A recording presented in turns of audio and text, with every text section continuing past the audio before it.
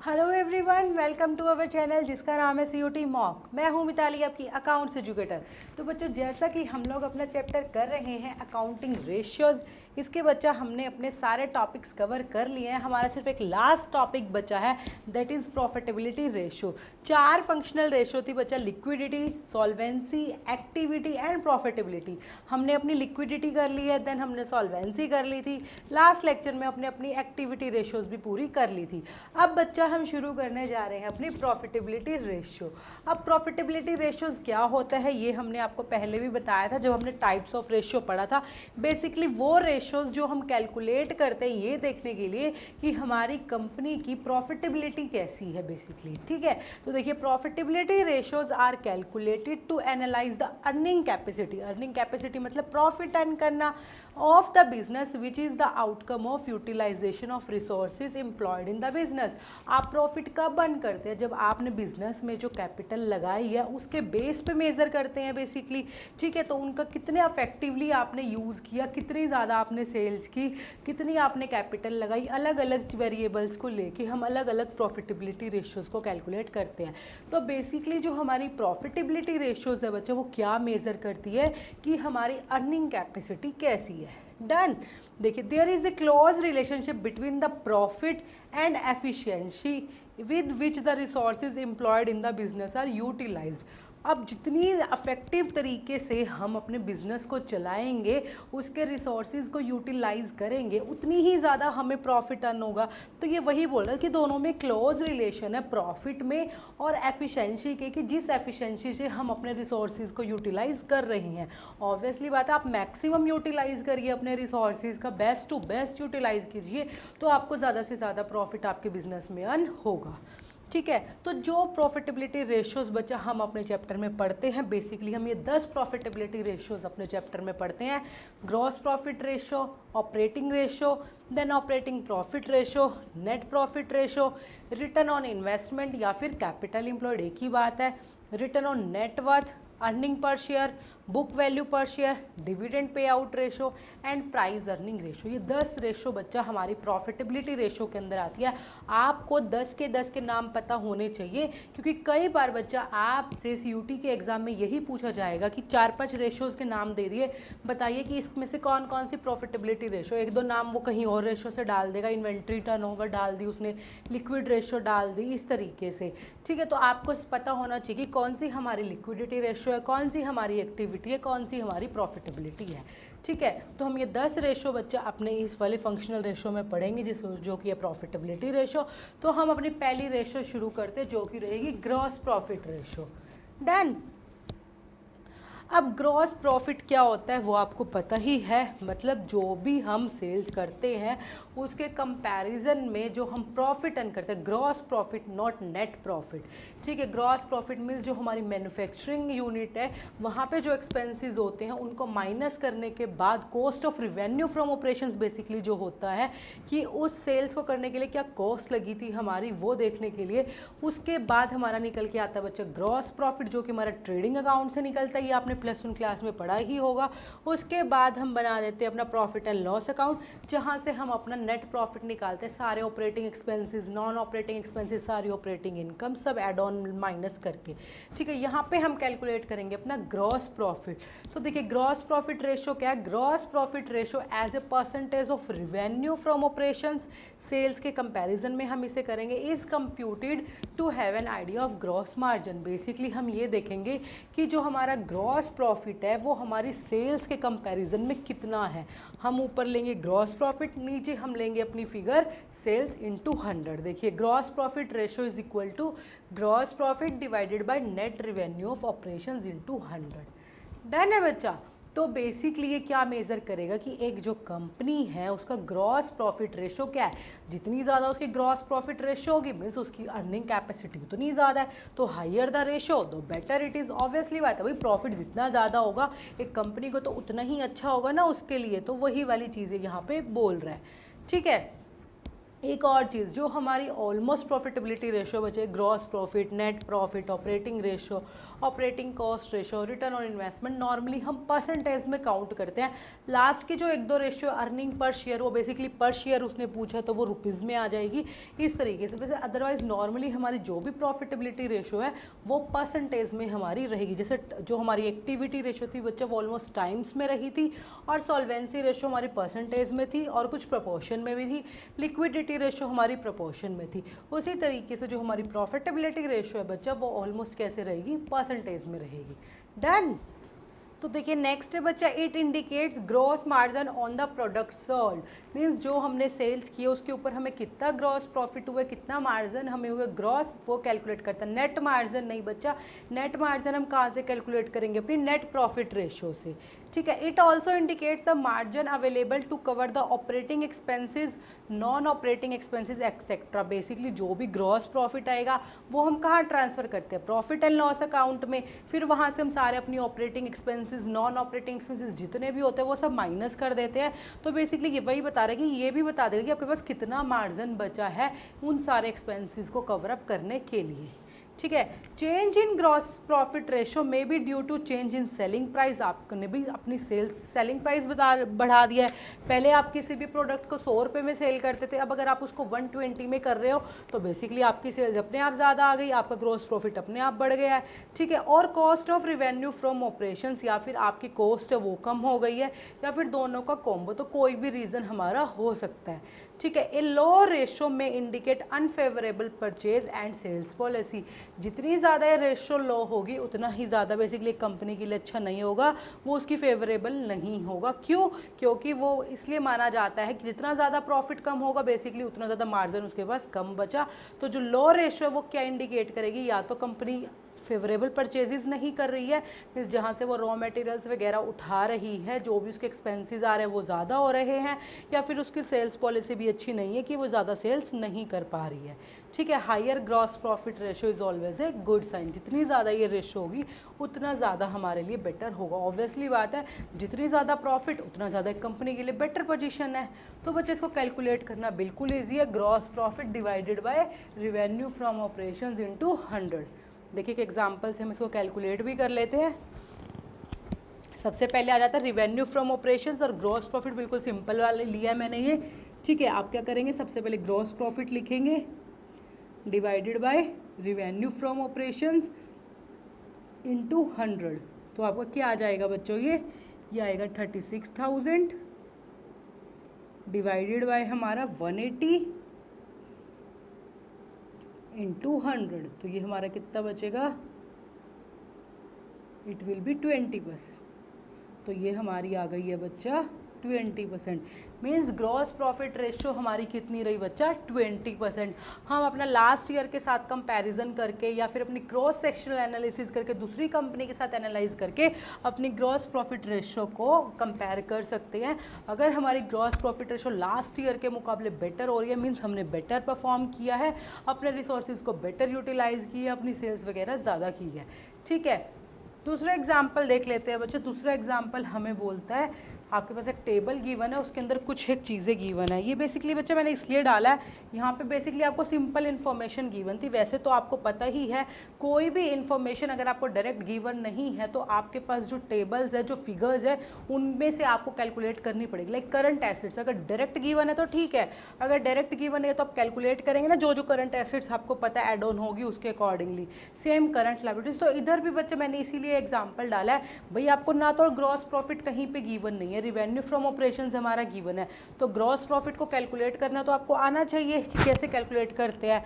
तो वैसे तो वो आपने पहले सीखा है, बट फिर भी मैंने ये एग्जांपल डाला है, हम देख लेते हैं। देखिए ग्रॉस प्रॉफिट क्या होता है, जो भी हमारा रिवेन्यू आया है, रिवेन्यू फ्रॉम ऑपरेशन है जो हमारा, ठीक है, उसमें से हम क्या माइनस कर देते हैं बच्चा, cost of revenue from operation. ठीक है। अब रिवेन्यू फ्रॉम ऑपरेशन हमारा यहाँ पे गिवन है 250, लेकिन कॉस्ट हमारी गिवन नहीं है, तो आपको ये कॉस्ट कैलकुलेट करनी है। अब कॉस्ट कैसे कैलकुलेट करते हैं आपको पता ही है, हम पहले +1 क्लास में ये चीज़ सीख चुके हैं। परचेजेस, जितने भी हमारे डायरेक्ट एक्सपेंसेस होते हैं वो, लाइक वेजेस, ठीक है, ओपनिंग इन्वेंट्री प्लस माइनस हमारा क्लोजिंग इन्वेंट्री।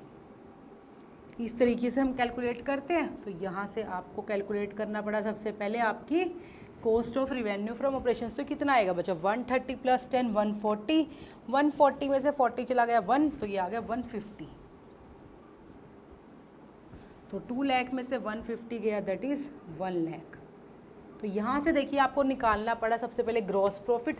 अब आप ग्रॉस प्रॉफिट रेशो आराम से निकाल सकते हैं। आपकी जीपी रेशो क्या आएगी बच्चा, gross profit divided bye revenue. Revenue कितना है आपका 250 × 100, तो ये आ जाएगी हमारी, ये आ गया 4, दैट इज़ 40%।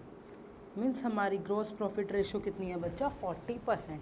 क्लियर है। तो बेसिकली आपको ये डिराइव करना आना चाहिए। हर एक फिगर्स नॉर्मली हम सीखते ही आ जाते हैं बच्चा +1 क्लास से कि जो फिगर्स गिवन है हम उसमें से कुछ और फिगर्स कैसे डिराइव करते हैं, वो फॉर्मूला आपको पता होना चाहिए। तो आपको डायरेक्ट भी गिवन दे सकता है, नॉर्मली डायरेक्ट तो बहुत ईजी हो जाता है, तो वो इस तरीके से घुमा फिरा के हमें इन्फॉर्मेशन देता है, जहाँ से हम डिराइव करेंगे पहले अपना जो मेन फिगर, मेन वेरिएबल हमें चाहिए, और फिर हम वो रेशो कैलकुलेट करेंगे। डन। तो ये थी बच्चा हमारी ग्रॉस प्रॉफिट रेशो, जहाँ पे हम देखते हैं कि जो ग्रॉस मार्जिन है वो सेल्स के अकॉर्डिंगली कितना है। डन। तो देखिए नेक्स्ट है बच्चा हमारी operating ratio. Operating ratio means जब हम अपने एक्सपेंसेस जो करते हैं, बेसिकली जो हम ऑपरेटिंग कॉस्ट हमारे बिजनेस को के लिए लग रही है, हम उसको मेज़र करते हैं यहाँ पे कि हमारी सेल्स को अर्न करने के लिए हमारी ऑपरेटिंग कॉस्ट कितनी आती है। इसमें हम अपने non operating expenses, non operating income वगैरह को नहीं ऐड करते हैं। तो देखिए ये क्या करता है बच्चा, it is computed to analyse cost of operation in relation to revenue from operation. Means वही कॉस्ट ऑफ ऑपरेशन को कैलकुलेट करेगा, किसके अगेंस्ट बच्चा, रिवेन्यू फ्रॉम ऑपरेशंस के अगेंस्ट। मींस ऊपर हम रखेंगे कॉस्ट ऑफ रिवेन्यू, नीचे हम रखेंगे अपना रिवेन्यू फ्रॉम ऑपरेशंस। अब ऑपरेटिंग रेशियो का फॉर्मूला देखिए, cost of revenue from operations जो हमारा ये था, cost of revenue from operations means उसको मैन्युफैक्चर करने में क्या कॉस्ट हुई, प्लस जो आपके ऑपरेटिंग एक्सपेंसेस हमारे होते हैं, नॉन ऑपरेटिंग एक्सपेंसेस को नहीं इंक्लूड करता इस कॉस्ट के अंदर बच्चा, वो इंक्लूड करेगा हमारे ऑपरेटिंग एक्सपेंसेस को, divided by net revenue from operations. Net का मतलब बेसिकली यहाँ पे क्या है, कई बार आपकी सेल्स रिटर्न आ जाती है ना बच्चा, तो ओवरऑल सेल्स में से आप सेल्स रिटर्न को माइनस कर देंगे इनटू 100। ठीक है। देखिए operating ratio is computed to express the cost of operations excluding financial charges. Basically जैसे आपको इंटरेस्ट आपने पे किया है कहीं पे, ठीक है, कोई आपको लॉस हुआ है फिक्स्ड एसेट सेल्स करने पे, ये सारी कैसी चीज़ें नॉन ऑपरेटिंग एक्सपेंसेस है। तो इस तरीके से हम ये चीज़ें नहीं इंक्लूड करते हैं in relation to revenue from operation sales के अगेंस्ट। ठीक है। ऑपरेटिंग एक्सपेंसेस क्या इंक्लूड करता है, ऑफिस के expenses, administrative expenses, selling expenses, depreciation, employment benefit expenses. Means जो बिजनेस को ऑपरेट करने के लिए खर्चे हमने किए हैं, सेल्स को अर्न करने के लिए हमने जो खर्चे किए वो सारे इंक्लूड है। लेकिन अगर हम कहीं पे अपना इन्वेस्टमेंट कर रखी है, वहाँ से कोई इंटरेस्ट रिसीव्ड हो जाता है, कोई एक्स्ट्रा कमीशन रिसीव्ड हो रहा है, तो ये सारी चीज़ें हम इंक्लूड नहीं करेंगे। ठीक है। तो देखिए cost of operation is determined by excluding non-operating income and expenses such as loss on sale of assets, interest paid, dividend received, loss on fire, इस तरीके की चीज़ें। बेसिकली ऑपरेटिंग कॉस्ट हमें देखनी है, जो भी ये कॉस्ट आती है, ये परचेजेस, डायरेक्ट एक्सपेंसेस ये, और बाकी जो बिजनेस को सेल करने के लिए सेलिंग एक्सपेंसेस करे आपने, एडवर्टाइजमेंट वगैरह की, जितने भी वो सारे ऑपरेटिंग खर्चे हो गए वो सारे इंक्लूड करेंगे। तो कॉस्ट प्लस वो operating expenses divided by revenue from operations into 100। तो बच्चा बेसिकली इसने क्या मेज़र करा कि हमारी कॉस्ट कितनी कम आई हमारे सेल्स के, हमारी कॉस्ट कितनी रही हमारी सेल्स के अगेंस्ट। तो जितनी कम हमारी ये कॉस्ट होगी उतना ज़्यादा हमारे लिए बेटर रहेगा। तो जितनी ये रेशो हमारी कम होगी एक कंपनी के लिए उतना ही बेटर रहेगा। क्लियर है। तो हम इसको भी एक एग्जाम्पल के थ्रू कैलकुलेट करके देख लेते हैं बच्चा कि हम इसे कैसे कैलकुलेट करते हैं। देखिए हमारे पास ये इन्फॉर्मेशंस गिवन है, ठीक है, हम इसको इधर कैलकुलेट कर लेते हैं। देखिए सबसे पहले रिटर्न इनवर्ड्स गिवन है। Return inwards mean sales return जो हमारे पास आ गया है। Cost of revenue from operations given है, revenue from operations, selling expenses, administrative expenses. देखिए हमारी ऑपरेटिंग रेशो क्या फॉर्मूला था बच्चा हमारा, बेसिकली जो भी cost of revenue from operations plus जो भी हमारे ऑपरेटिंग एक्सपेंसेस थे divided by revenue from operations into 100। यही अभी हमने करा, ठीक है। मैं शॉर्ट में लिख रही हूँ, ठीक है। रिवेन्यू फ्रॉम ऑपरेशंस गिवन है आपके पास। सबसे पहले देखिए cost of revenue from operations given है प्लस ऑपरेटिंग एक्सपेंसेस नहीं गिवन है, वो हमें कैलकुलेट करने हैं। सबसे पहले नीचे आपका 260 है रिवेन्यू फ्रॉम ऑपरेशंस इनटू 100। अब ऑपरेटिंग एक्सपेंसेस आप कैलकुलेट करोगे बच्चा नीचे से। देखिए रिवेन्यू फ्रॉम ऑपरेशंस गिवन था, सेल्स भी आपके पास सेल्स रिटर्न था, तो यहाँ से हम ये चीज़ माइनस करेंगे, दैट इज़ 10,000, ठीक है। अब देखिए ऑपरेटिंग एक्सपेंसेस क्या है आपके, सेलिंग एक्सपेंसेस दे रखे हैं और एडमिनिस्ट्रेटिव, यही दो है। अगर और होते तो हम उनको भी देख लेते। तो 40 + 20 दैट इज़ 60, तो कितना हो गया बच्चा 150 + 60,000 डिवाइडेड बाय आपका ये आ जाएगा 250, ठीक है। तो यहाँ से हमारी क्या बन जाएगी, ये बनेगा 210 डिवाइडेड बाय 250 इंटू 100। तो जब हम इसको कैलकुलेट करेंगे तो हमारा आंसर आएगा बच्चा 210 divided by 250 into 100, that is 84%। कितना आ रहा है बच्चा 84%। बेसिकली हमारी जो ऑपरेटिंग कॉस्ट है वो 84% आ रही है। मीन्स हम अपने बिजनेस में बहुत ही ज़्यादा, lower the ratio the better it is. अगर 100 में से 84 हमारी ऑपरेटिंग कॉस्ट ही जा रही है तो बेसिकली कितना ऑपरेटिंग प्रॉफिट बचा हमारे पास, जस्ट 16%। डन। तो lower the ratio the better it is for company, तो हमें अपनी ऑपरेटिंग कॉस्ट को कम करने की ज़रूरत है। तो इस तरीके से हम अपनी ये रेशोज़ निकाल के बिजनेस की अर्निंग कैपेसिटी को एनालाइज कर सकते हैं, ठीक है बच्चा। तो इस तरीके से आपको ऑपरेटिंग कॉस्ट रेशो कैलकुलेट करनी है, बिल्कुल ईजी है, कुछ भी मुश्किल नहीं है। डन। अब नेक्स्ट हम देख लेते हैं बच्चा अपनी ऑपरेटिंग प्रॉफिट रेशो। अभी हमने ऑपरेटिंग कॉस्ट रेशो देखी, अब हम ऑपरेटिंग प्रॉफिट रेशो देखेंगे। देखिए ऑपरेटिंग कॉस्ट उसको कैलकुलेट करने के बाद ऑपरेटिंग प्रॉफिट को कैलकुलेट कर रहे हैं, तो देखिए क्या होती है, it is calculated to reveal operating margin. Gross profit ने ग्रॉस मार्जिन दिखाया था, ऑपरेटिंग प्रॉफिट ऑपरेटिंग मार्जिन दिखाएगी, नेट प्रॉफिट नेट मार्जिन दिखाएगी, ठीक है। तो ऑपरेटिंग प्रॉफिट रेशो क्या होती है बच्चा, जो भी ऑपरेटिंग प्रॉफिट आया divided by revenue from operations या मीन सेल इनटू 100, ठीक है। तो ऑपरेटिंग प्रॉफिट क्या होता है, जो भी हमारा रिवेन्यू आया उस रिवेन्यू में से हम अपनी सारी ऑपरेटिंग कॉस्ट को माइनस कर देंगे। डन। तो वो आपका बन जाएगा बच्चा operating profit. It may be calculated as a residual of operating ratio. बच्चा जो ये हमारी ये रेशो थी ऑपरेटिंग रेशो, इसका जो बचा हुआ पार्ट हुआ वो आपका ऑपरेटिंग प्रॉफिट बनेगा। बेसिकली हमारी ऑपरेटिंग रेशो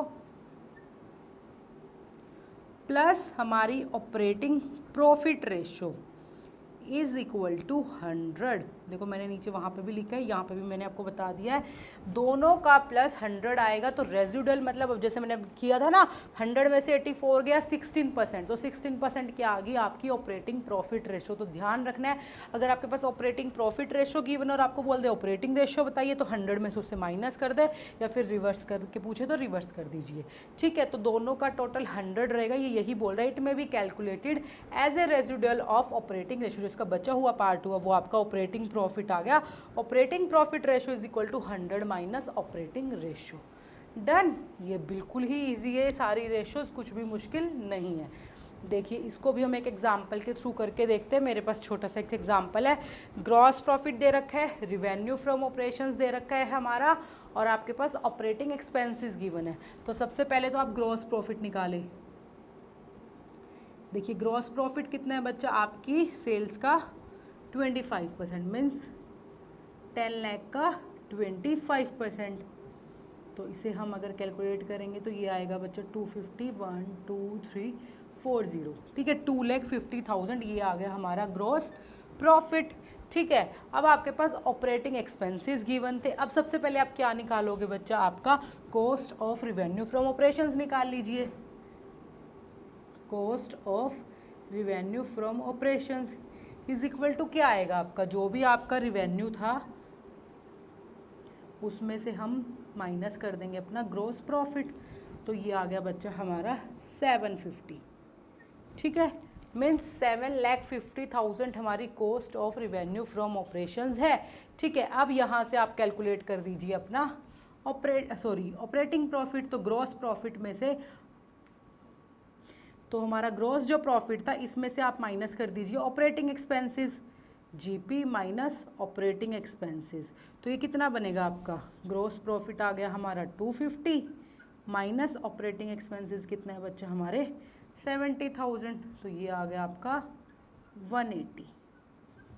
ठीक है, 180 आ गया, ये आ गया आपका ऑपरेटिंग प्रॉफिट।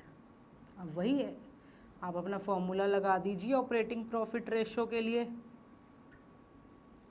हमारा operating profit 180 divided by revenue that is 10 lakh into 100, तो ये आपका कितना आएगा 240, ये यहाँ से कट होगी, इट विल बी 18%।